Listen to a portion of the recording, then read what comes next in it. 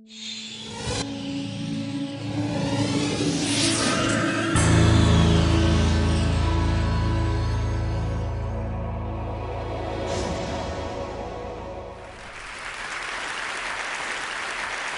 like to talk today about the two biggest social trends in the coming century and perhaps in the next 10,000 years.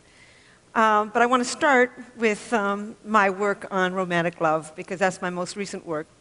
What I and my colleagues did was put 32 people who were madly in love into a functional MRI brain scanner, 17 who were madly in love and their love was accepted, and 15 who were madly in love and they had just been dumped. And so I want to tell you about that first, and then go on into where I think love is going. What 'tis to love, Shakespeare said. I think our ancestors, I think human beings, have been wondering about this question since they sat around their campfires or lay and watched the stars a million years ago. I started out by trying to figure out what romantic love was by looking at the last 45 years of research on just psychological research. And as it turns out, there's a very specific group of things that happen when you fall in love. The first thing that happens is what I call, a person begins to take on what I call special meaning. As a truck driver once said to me, he said, "The world had a new center, and that center was Mary Ann." George Bernard Shaw said it a little differently. He said, "Love consists of overestimating the differences between one woman and another." And indeed, that's what we do. And then you just focus on this person. You can list what you don't like about them, but then you sweep that aside and focus on what you do. As Chaucer said, love is blind. In trying to understand romantic love, I decided I would read poetry from all over the world. And I just want to give you one very short poem from 8th century China, because it's an almost perfect example of a man who is focused totally on a particular woman. It's a little bit like when you are madly in love with somebody and you walk into a parking lot, their car is different from every other car in the parking lot. Their wine glass at dinner is different from every other wine glass at the dinner party. And in this case, a man got hooked on a bamboo sleeping mat. And it goes like this. It's by a guy called Wan Chen. "I cannot bear to put away the bamboo sleeping mat. The night I brought you home, I watched you roll it out." He became hooked on a sleeping mat, probably because elevated activity of dopamine in his brain, just like with you and me. But anyway, not only does this person take on special meaning, you focus your attention on them, you aggrandize them, but you have intense energy. As one Polynesian said, he said, "I felt like jumping in the sky." You're up all night, you're walking till dawn, you feel intense elation when things are going well, mood swings into horrible despair when things are going poorly, real dependence on this person. As one businessman in New York said to me, he said, "Anything she liked, I liked." Simple. Romantic love is very simple. You become extremely sexually possessive. You know, if you're just sleeping with somebody casually, you don't really care if they're sleeping with somebody else. But the moment you fall in love, you become extremely sexually possessive of them. I think that is a Darwinian, there's a Darwinian purpose to this. The whole point of this is to pull two people together strongly enough to begin to rear babies as a team. But the main characteristics of romantic love are craving, an intense craving to be with a particular person, not just sexually, but emotionally. You'd much rather, it would be nice to go to bed with them, but you want them to call you on the telephone, to invite you out, etc., to tell you that they love you. The other main characteristic is motivation. The motor in the brain begins to crank and you want this person. And last but not least, it is an obsession. When I put these people in the machine, before I put them in the MRI machine, I would ask them all kinds of questions. But my most important question was always the same. It was, what percentage of the day and night do you think about this person? And indeed, they would say, all day, all night. I can never stop thinking about him or her. And then the very last question I would ask them, I would always have to work myself up to this question because I'm not a psychologist. I don't work with people in any kind of traumatic situation. And my final question was always the same. I would say, would you die for him or her? And indeed, these people would say yes as if I had asked them to pass the salt. I was just staggered by it. So we scanned their brains, looking at a photograph of their sweetheart and looking at a neutral photograph with a distraction task in between so we could look at the same brain when it was in that heightened state and when it was in a resting state. And we found activity in a lot of brain regions. In fact, one of the most important was a brain region that becomes active when you feel the rush of cocaine. And indeed, that's exactly what happens. I began to realize that romantic love is not an emotion. In fact, I had always thought it was a series of emotions from very high to very low. But actually, it's a drive. It comes from the motor of the mind. The wanting part of the mind, the craving part of the mind, the kind of part of the mind when you're reaching for that piece of chocolate, when you want to win that promotion at work, the motor of the brain. It's a drive. And in fact, I think it's more powerful than the sex drive. You know, if you ask somebody to go to bed with you and they say no thank you, you certainly don't kill yourself or slip into a clinical depression. But certainly around the world, people who are rejected in love will kill for it. People live for love, they kill for love, they die for love. They have songs, poems, novels, sculptures, paintings, myths, legends. In over 175 societies, people have left their evidence of this powerful brain system. I have come to think it's one of the most powerful brain systems on earth for both great joy and great sorrow. And I've also come to think that it's one of three basically different brain systems that evolved from mating and reproduction. One is the sex drive, the craving for sexual gratification. W.H. Auden called it an intolerable neural itch. And indeed, that's what it is. It keeps bothering you a little bit like being hungry. The second of these three brain systems is romantic love, that elation, obsession of early love. And the third brain system is attachment, that sense of calm and security you can feel for a long-term partner. And I think that the sex drive evolved to get you out there looking for a whole range of partners. You know, you can feel it when you're just driving along in your car. It can be focused on nobody. I think romantic love evolved to enable you to focus your mating energy on just one individual at a time, thereby conserving mating time and energy.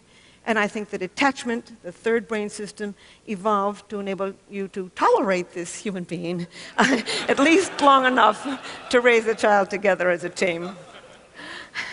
So with that preamble, I want to go into discussing the two most profound social trends, one of the last 10,000 years, and the other certainly of the last 25 years, that are going to have an impact on these three different brain systems: lust, romantic love, and deep attachment to a partner. The first is women moving into the workforce. I've looked at 130 societies through the demographic yearbooks of the United Nations, and everywhere in the world, except for actually 129 out of 130 of them, women are not only moving into the job market, sometimes very, very slowly, but they're moving into the job market and they're very slowly closing that gap between men and women in terms of economic power, health, and education. It's very slow. For every trend on this planet, there's a counter trend. We all know of them. But nevertheless, the old Arabs say, the dogs may bark, but the caravan moves on. And indeed, that caravan is moving on. Women are moving back into the job market. And I say back into the job market because this is not new. For millions of years on the grasslands of Africa, women commuted to work to gather their vegetables. They came home with 60 to 80% of the evening meal. The double-income family was the standard, and women were regarded as just as economically, socially, and sexually powerful as men. In short, we're really moving forward to the past. Then women's worst invention was the plow. With the beginning of plow agriculture, men's roles became extremely powerful. Women lost their ancient jobs as collectors, but then with the Industrial Revolution and the post-industrial revolution, they're moving back into the job market.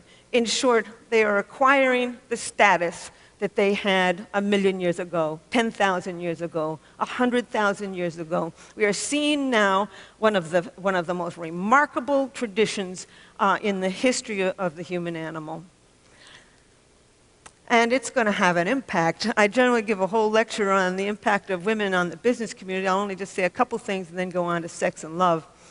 There's a lot of gender differences. Anybody who thinks men and women are alike simply never had a boy and a girl child. I don't know why it is that they want to think that men and women are alike. There's much we have in common, but there's a whole lot that we do not have in common. We are, in the words of Ted Hughes, I think that we were built to be, we're like 2 feet. We need each other to get ahead. But we did not evolve to have the same brain. And we're finding more and more and more gender differences in the brain. I'll only just use a couple and then move on to sex and love. One of them is women's verbal ability. Women can talk. Women's ability to find the right word rapidly, basic articulation, goes up in the middle of the menstrual cycle when estrogen levels peak. But even at menstruation, they're better than the average man. Women can talk. They've been doing it for 1,000,000 years. Words were women's tools. They held that baby in front of their face, cajoling it, reprimanding it, educating it with words. And indeed, they're becoming a very powerful force, even in places like India and Japan, where women are not moving rapidly into the regular job market. They are moving into journalism. And I think that the television is like the global campfire. We sit around it and it shapes our minds. Almost always when I'm on TV, the producers who call me, who negotiate what we're going to say, is a woman. In fact, Solzhenitsyn once said, to have a great writer is to have another government. Today, 54% of people who are writers in America are women. It's one of many, many characteristics that women have that they will bring into the job market. They've got incredible people skills, negotiating skills. They're highly imaginative. We now know the brain circuitry of imagination, of long-term planning. They tend to be web thinkers because the female parts of the brain are better connected. They tend to collect more pieces of data when they think, put them into more complex patterns, see more options and outcomes. They tend to be contextual, holistic thinkers, what I call web thinkers. Men tend to, and these are averages, tend to get rid of what they regard as extraneous, focus on what they do, and move in a more step-by-step thinking pattern. They're both perfectly good ways of thinking. We need both of them to get ahead. In fact, there's many more male geniuses in the world, and there's also many more male idiots in the world. When the male brain works well, it works extremely well. What I really think that we're doing is we're moving towards a collaborative society, a society in which the talents of both men are becoming understood and valued and employed. But in fact, women moving to the job market is having a huge impact on sex and romance and family life. Foremost, women are starting to express their sexuality. I'm always astonished when people come to me and say, why is it that men are so adulterous? And I say, well, why do you think more men are adulterous than women? Oh, well, men are more adulterous. And I say, well, who do you think these men are sleeping with? Basic math.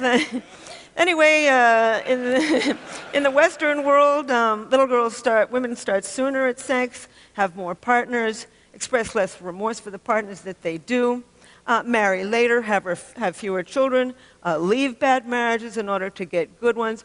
We are seeing the rise of female sexual expression. And indeed, once again, we're moving forward to the kind of sexual expression that we probably saw on the grasslands of Africa 1,000,000 years ago, because this is the kind of sexual expression that we see in hunting and gathering societies today.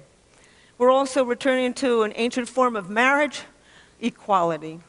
They're now saying that the 21st century is going to be the century of what they call the symmetrical marriage, or the peer marriage, or the companionate marriage. This is a marriage between equals, moving forward to a pattern that is highly compatible with the ancient human spirit. We're also seeing a rise of romantic love. 91% of American women and 86% of American men would not marry somebody who had every single quality they were looking for in a partner if they were not in love with that person. People around the world in a study of 37 societies want to be in love with the person that they marry.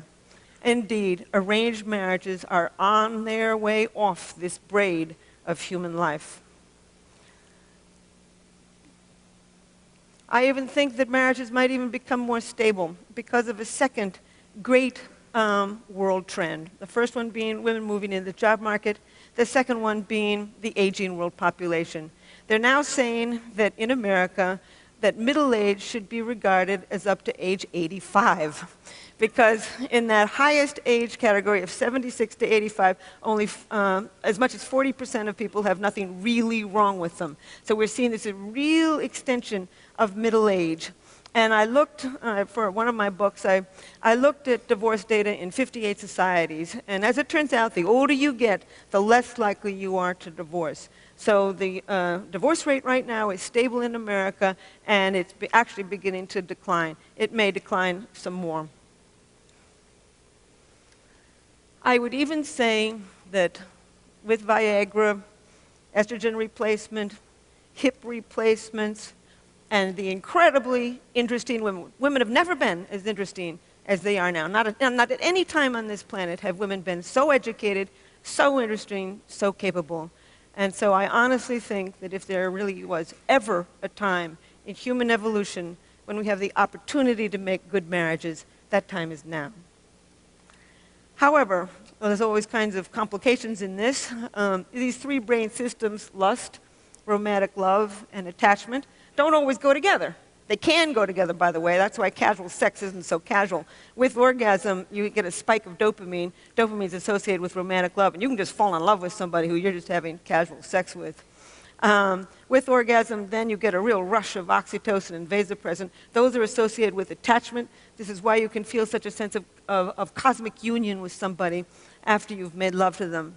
But these three brain systems, lust, romantic love, and attachment, aren't always connected to each other. You can feel deep attachment to a long-term partner while you feel intense romantic love for somebody else, while you feel the sex drive for people unrelated to these other partners. In short, we're capable of loving more than one person at a time. In fact, you can lie in bed at night and swing from deep feelings of attachment for one person to deep feelings of romantic love for somebody else. It's as if there's a committee meeting going on in your head as you are trying to decide what to do. So I don't think, honestly, we were an animal that was built to be happy. We were an animal that was built to reproduce. I think the happiness we find, we make. And I think, however, we can make good relationships with each other. So I want to conclude with two things. I want to conclude with a worry. I have a worry, and with a wonderful story. The worry is about antidepressants. Over 100 million prescriptions of antidepressants are written every year in the United States. And these drugs are going generic. They are seeping around the world. I know one girl who's been on these antidepressants, serotonin-enhancing, SSRIs, serotonin-enhancing antidepressants, since she was 13. She's 23. She's been on them ever since she was 13. I got nothing against people who take them short-term when they're going through something perfectly horrible and they want to commit suicide or kill somebody else. I would recommend it. But more and more people in the United States are taking them long-term. And indeed, what these drugs do is raise levels of serotonin. And by raising levels of serotonin, you suppress the dopamine circuit. Everybody knows that. Dopamine is associated with romantic love. Not only do they suppress the dopamine circuit, but they kill the sex drive. And when you kill the sex drive, you kill orgasm. And when you kill orgasm, you kill that flood of drugs associated with attachment. The things are connected in the brain, and when you tamper with one brain system, you're going to tamper with another. I just simply say that a world without love is a deadly place. So now, thank you. I want to end with a story and then just a comment. I've been studying romantic love and sex and attachment for 30 years. And I'm an identical twin. I'm interested in why we're all alike. Why you and I are alike, why the Iraqis and the Japanese and the Australian Aborigines and the people up the Amazon River are all alike. And about a year ago, an internet dating service, Match.com, came to me and asked me if I would design a new dating site for them. I said, I don't know anything about personality. I said, you think you got, I don't know, you think you've got the right person? They said, yes. It got me thinking about why it is that you fall in love with one person rather than another. That's my current project. It will be my next book. There's all kinds of reasons that you fall in love with one person rather than another. Timing is important. Proximity is important.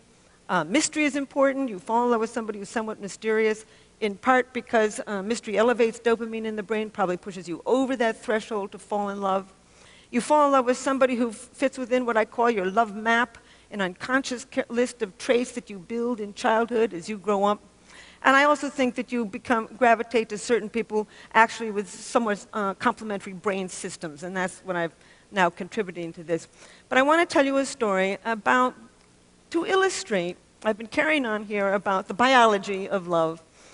I want to show you a little bit about the culture of it too, the magic of it. It's a story that was told to me by somebody who had heard it just from probably a true story. It was a graduate student I'm at Rutgers, and my two colleagues, Art Aaron is at SUNY Stony Brook. That's where we put our people in the MRI machine. And this graduate student was madly in love with another graduate student. And she was not in love with him. And they were all at a conference in Beijing. And he knew from our work that if you go and do something very novel with somebody, you can drive up the dopamine in the brain and perhaps trigger this brain system for romantic love. So he decided he'd put science to work, and he invited this girl to go off on a rickshaw ride with him. And sure enough, I've never been in one, but apparently they go all around the buses and the trucks, and it's crazy, and it's noisy, and it's exciting, and he figured this would drive up the dopamine, and she'd fall in love with him.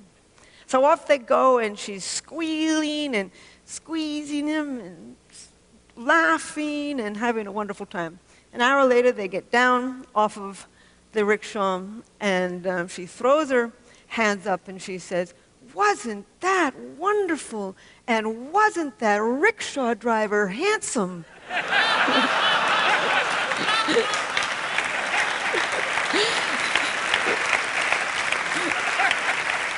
There's magic to love. But I will end by saying that millions of years ago, we evolved three basic drives: the sex drive, romantic love, and attachment to a long-term partner. These circuits are deeply embedded in the human brain. They're going to survive as long as our species survives on what Shakespeare called this mortal coil. Thank you. Helen Fisher.